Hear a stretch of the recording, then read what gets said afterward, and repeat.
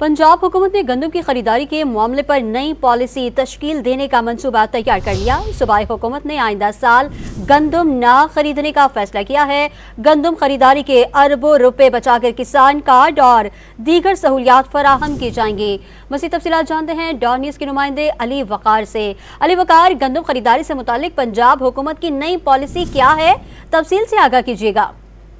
जी बिल्कुल, इस वक्त जो नई पॉलिसी तश्कील दी जा रही है और उस पर मुशावरत जारी है वो ये है कि पंजाब हुकूमत बराह रास्त किसानों से गंदम मत खरीदे, क्योंकि इस वक्त गोदामों में भी जो सरकारी गंदम का कोटा है वो अगले पूरे एक साल के लिए मौजूद है। गंदम की खरीदारी पर हुकूमत को हर साल तकरीबन 400 अरब रुपए से ज़ायद अखराजात करना पड़ते हैं, जिससे सूबे के बजट पर काफ़ी असर पड़ता है। इसलिए अब उन्होंने ये पॉलिसी तजवीज़ की है कि ओपन मार्केट या मिडल मैन और बाकी जो लोग हैं वो गंदम खरीदें और उसके बाद वो ओपन मार्केट में उसको सप्लाई करें। ताहम जो गंदम की इमदादी कीमत है उसका तयन जो है वो हुकूमत ही करे। इस हवाले से ज़राए का ये कहना है कि इस पर काफ़ी मुशावरत तेजी से जारी है।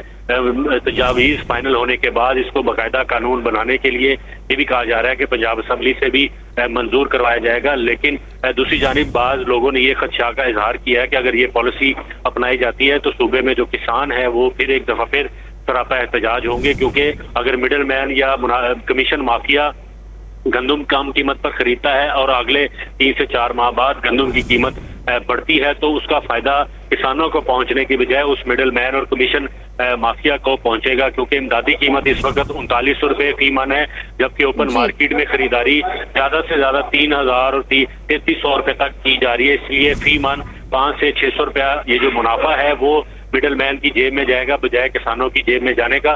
तो अभी जरा ये बताते हैं कि मुशावरत का अमल जारी है और कहा यह जा रहा है कि चंद रोज में ये तजावीज़ फाइनल करके काबीना में पेश की जाएंगी। उसके बाद ये है जो पंजाब असम्बली से भी बतौर कानून इसको मंजूर करवाया जाएगा। अभी मुशावरत का अमल जारी है। अली वकार हमें तफसीलात से आगाह कर रहे थे, आपका शुक्रिया।